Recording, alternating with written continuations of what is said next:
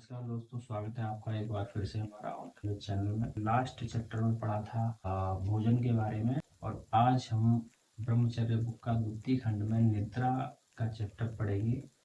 तो इसमें नंबर 7 पर लिखा है निद्रा, उसके नीचे लिखा हुआ है निद्रा क्या है। तो हम जानते हैं निद्रा क्या है। इस संसार के सभी जीव जंतु, मनुष्य, पशु, पक्षी, वनस्पति निद्रा के बिना जीवित नहीं रह सकते। कुछ जीव अपने जीवन का आधा या उससे भी अधिक समय नींद में व्यतीत करते हैं। महर्षि धन्वंतरी ने अपने प्रसिद्ध आयुर्वेद ग्रंथ सुश्रुत संहिता के सही शरीर स्थान में लिखा है, मनुष्य की चेतना का मुख्य केंद्र हृदय अर्थात मस्तिष्क है, और जब यह मस्तिष्क तमोगुण से प्रभावित हो जाता है तब निद्रा शरीर को घेर लेती है। निद्रा का मूल कारण तमोगुण है, जबकि जागरण के लिए सत्वगुण मुख्य कारण है। अर्थात जो निद्रा स्वाभाविक रूप से सभी जीवों को आती है उसे श्रेष्ठ निद्रा माना गया है। निद्रा की आवश्यकता। जब कोई प्राणी लगातार कार्य करता है और इतना थक जाता है कि उसका हृदय, मस्तिष्क और पूरा शरीर काम करने में असमर्थ हो जाता है, तब तमोगुण से प्रभावित ज्ञानेंद्रियां और कामेंद्रियां पुनः स्वस्थ होने के लिए भगवान उसे पूर्ण विश्राम अर्थात निद्रा प्रदान करते हैं। इसलिए जब थकावट महसूस हो तब विश्राम करना अत्यंत आवश्यक होता है। महर्षि चरक कहते हैं, सुख दुख शरीर की पुष्टि या दुर्बलता, बल और कमजोरी शरीर का स्वास्थ्य या नपुंसक होना, ज्ञान और अज्ञान, यहाँ तक कि जीवन और मृत्यु भी निद्रा के अधीन है। हृदय को भी निद्रा से विश्राम मिलता है। साथ ही मन, बुद्धि, चित्त और अहंकार अर्थात अंतःकरण के ये चार तत्व भी सुषुप्ति में पूर्ण विश्राम पाते हैं। निद्रा की उत्पत्ति के कारण क्या है ये जानते हैं हम। ये हेडलाइन है, निद्रा मुख्य रूप से तमोगुण और कफ के प्रभाव से उत्पन्न होती है। यह मन और शरीर के परिश्रम के बाद आती है। इसके अलावा विषाद, बाम्र का कारण और रोगों के प्रभाव से भी निद्रा उत्पन्न होती है। रात्रि में स्वाभाविक रूप से जो निद्रा आती है उसे भूत धात्री कहा जाता है। निद्रा के प्रकार मतलब कितने प्रकार की निद्रा होती है। तो निद्रा के दो भेद होते हैं। वैष्णवी निद्रा जो स्वाभाविक रूप से रात्रि में आती है, इसे भूतधारी निद्रा कहते हैं। नंबर 2, पापमान निद्रा जो अधर्म और हानिकारक होती है। यह तमोगुण की अधिकता या शरीर के रोगों के कारण आवश्यकता से अधिक होने वाली निद्रा होती है।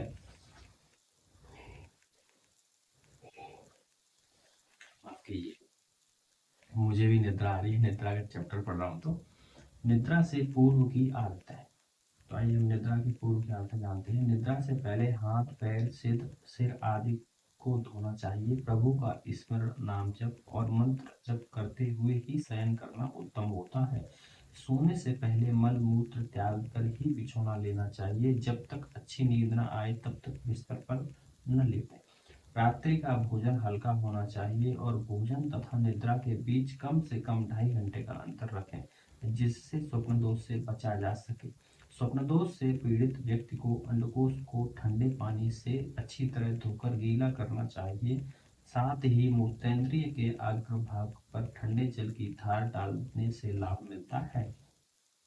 सोते समय दीपक या बल्ब जलाकर नहीं छोड़ना चाहिए, क्योंकि प्रकाश निद्रा में बाधा पहुंचाता है। ब्रह्मचारी या किसी व्यक्ति को उल्टा नहीं सोना चाहिए, मतलब मुंह नीचे करके नहीं सोना चाहिए। यह एक करवट, विशेषकर बाईं करवट पर सोना उत्तम होता है। यदि पेट में कोई विकार हो तो वाम करवट सोना चाहिए, सीधा या उल्टा सोना उचित नहीं है। नवयुवकों को 6 घंटे से अधिक नींद नहीं लेनी चाहिए। नवयुवकों को 6 घंटे से अधिक नींद नहीं लेनी चाहिए और ब्रह्म मुहूर्त में जागना उत्तम है। ब्रह्मचारी के लिए 4 घंटे की नींद पर्याप्त मानी जाती है। निद्रा टूटते ही तुरंत बिस्तर छोड़ देना चाहिए और उठते ही धरती माता को प्रणाम करें, फिर गुरु, इष्ट और आचार्य का ध्यान करें, इसके बाद ही बिस्तर छोड़ें। यदि आप निद्रा पर नियंत्रण करते हैं तो रात का भोजन छोड़ दें। शाम को 5 से 7 बजे तक थोड़ा दूध पिएं और 8 से 10 बजे तक सो जाएं। सुबह 2 से 3 के बीच जागना उत्तम माना जाता है।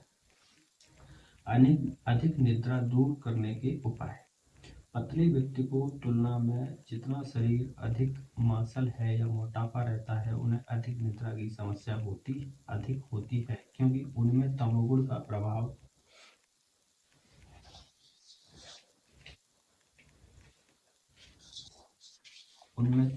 प्रभाव ज़्यादा होता है। ऐसे व्यक्ति अधिक काम करने में असमर्थ हो जाते हैं और विभिन्न कारणों से उन्हें अधिक नींद सताती है।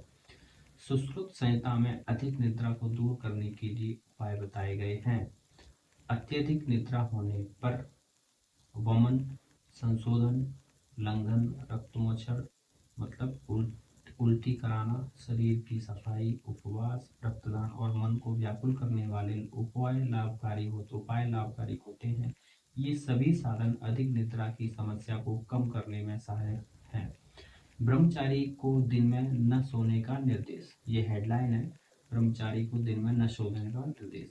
शास्त्रों में ब्रह्मचारी के लिए दिन में सोना पूरी तरह से निषेध माना गया है। आयुर्वेद के अनुसार दिन में सोने से ब्रह्मचर्य की शक्ति के कमजोर होने का खतरा रहता है। दिन में सोना तमोगुण प्रधान स्वभाव को बढ़ावा देता है, जिससे शरीर में आलस्य और प्रमाद की वृद्धि होती है। महर्षि धन्वंतरि ने इस विषय में सुश्रुत संहिता में लिखा है, दिन में सोना एक विकार है, इससे अधर्म उत्पन्न होता है, अर्थात ब्रह्मचर्य क्षीण होता है। वात, पित्त और कफ दोष कुपित हो जाते हैं, जिनके कारण खांसी, दमा, जुकाम, सिर में भारीपन, शरीर के अंगों में दर्द, अरुचि, ज्वर और जठराग्नि की कमजोरी जैसी अनेक बीमारियां होती हैं। अतः दिन में सोना उचित नहीं है, बल्कि यह समय जागरण और कर्म के लिए होना चाहिए। रात्रि में जागरण के हानिकारक प्रभाव। सुश्रुत संहिता में कहा गया है, रात्रि में जागने से वात और पित्त दोष उत्पन्न होते हैं, जिससे स्वास्थ्य सहित अनेक रोग पैदा हो सकते हैं। इसलिए न तो रात को जागना चाहिए और न ही दिन में सोना उचित है। महर्षि धन्वंतरि ने लिखा है, सभी ऋतुओं में दिन में सोना वर्जित है। केवल ग्रीष्म ऋतु में जब दिन लंबे होते हैं, कुछ विशेष परिस्थितियों और व्यक्तियों के लिए दिन में थोड़ी देर सोने की अनुमति दी गई है, परंतु ब्रह्मचारियों के लिए ग्रीष्म काल में भी दिन में सोना पूरी तरह मना है। सुश्रुत में इस विषय में और भी कहा गया है कि दिन में सोना सामान्यतः निषिद्ध है। इसके अपवाद निम्नलिखित हैं। छोटे बच्चे, वृद्ध, 70 से अधिक, कमजोर और दुर्बल व्यक्ति, क्षय रोगी, किसी भी कारण से शारीरिक रूप से क्षीण व्यक्ति, यात्रा या परिश्रम से थके हुए लोग, भूखे लोग और जो मतलब चर्बी, श्वेत, कफ, रक्त, रस आदि से कमजोर हुए हैं, उन्हें दिन में थोड़ा बहुत आराम करने की अनुमति है। ग्रीष्म ऋतु में अधिकतम 48 मिनट का विश्राम उचित माना गया है। अथर्ववेद में कहा गया है, जिस व्यक्ति का सोना सूर्योदय के बाद या दिन में होता है, उसके तेज को हरण हो जाता है। दिन में सोना उसे सोने से स्वप्न दोष और अन्य विकार उत्पन्न हो जाते हैं, जो ब्रह्मचर्य और वीर को नष्ट कर देते हैं। ऐसे व्यक्ति में जीवंतता और ओज का वास नहीं होता, रह जाता है। इस प्रकार दिन में सोना और रात में जागना दोनों ही शरीर के लिए हानिकारक है। निद्रा न आने के कारण। वायु और पित्त दोष के कुपित और अधिक होने, मानसिक तनाव, रसाद धातुओं की कमी तथा चोट लगने जैसे कारणों से निद्रा नहीं आती। इन विपरीत कारणों को दूर करने पर निद्रा स्वाभाविक रूप से आने लगती है। निद्रा के लिए उपाय। यदि निद्रा न आए तो शरीर पर तेल की मालिश करना, विशेषकर सिर पर तेल से मर्दन करना, अंगों पर उबटन करना और शरीर को धीरे धीरे दबाना बहुत लाभकारी होता है, किंतु यह उपाय विरक्त व्यक्तियों के लिए उचित नहीं है।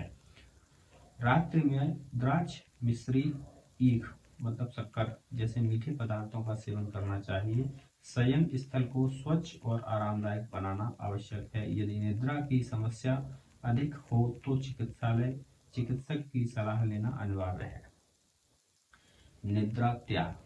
रात को 8 से 10 बजे के बीच सोना चाहिए और सुबह 2 से 4 बजे के बीच उठना शुभ माना जाता है। ऐसा व्यक्ति ब्रह्मचारी, दीर्घायु तथा बुद्धिमान होता है। निद्रा का स्थान। सोने के लिए ऐसा स्थान होना चाहिए जो दुर्गंध रहित, शुद्ध वायु से युक्त, प्रकाशमय, पवित्र और एकांत हो।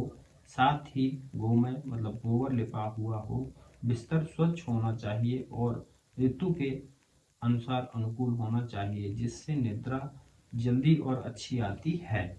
सोने से पहले सिरहाने जल से भरा पात्र रखना चाहिए और वैदिक मंत्रों का जाप करके सोना शुभ फलदायक माना गया है। कहाँ सोना निषिद्ध है? इसमें लिखा है कहाँ सोना निषिद्ध है। शून्य स्थान, निर्जन घर, शमशान, वृक्ष के नीचे, महादेव के मंदिर में, पत्थर की जमीन पर, गौ, विप्र देवता और गुरु के ऊपर सोना निषिद्ध है। इसके अलावा नग्न होकर सोना, शरीर खुले छोड़कर सोना, खुले मैदान में सोना और चैत्य वृक्ष के नीचे सोना भी मना किया गया है। शयन के समय सिर किस दिशा में करें? अपने घर में सोते समय सिर को पूर्व की ओर रखना चाहिए। यदि दीर्घायु की इच्छा हो तो सिर दक्षिण की ओर भी रखा जा सकता है। यात्रा के समय पश्चिम की ओर सिर करके सोना उचित रहता है। उत्तर की ओर सिर करके सोना आयुर्वेद के अनुसार अत्यंत हानिकारक माना गया है। पूर्व की ओर सिर करके सोने से धन समृद्धि होती है। दक्षिण की ओर सिर लगाने से आयु बढ़ती है। पश्चिम की ओर सिर करके सोने से अधिक चिंताएं होती हैं और उत्तर की ओर सिर करके सोने से शीघ्र मृत्यु हो सकती है। मृत शरीर का सिर अंत्येष्टि के समय वैदिक परंपरा अनुसार उत्तर दिशा में रखा जाता है, जो इस बात का संकेत है कि उत्तर की ओर सिर करने से आयु घटती है और मृत्यु शीघ्र होती है। बिस्तर संबंधी नियम। बिस्तर सख्त, साफ सुथरा और सरल होना चाहिए। ओढ़ने वाला वस्त्र भी हल्का, स्वच्छ और शुद्ध होना चाहिए। ब्रह्मचारियों के लिए शयनकाल में केवल एक लंगोट पहनना उचित होता है। निद्रा के दौरान शरीर पर अधिक वस्त्र रखना उचित नहीं है और वस्त्र से सिर पर ढककर सोना वर्जित है।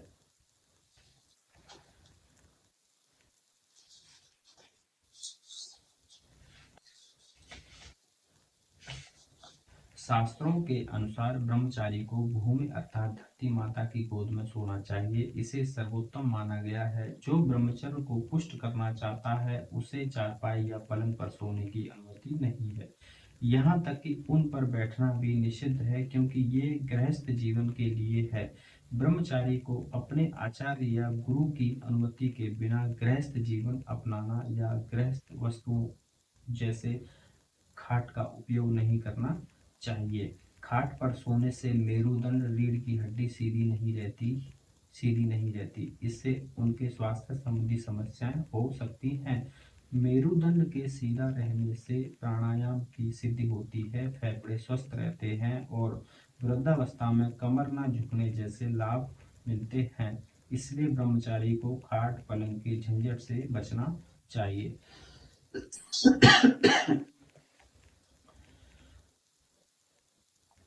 खाट पलंग से झंझट से बचना चाहिए। ब्रह्मचारी को सदैव अकेले ही सोना चाहिए।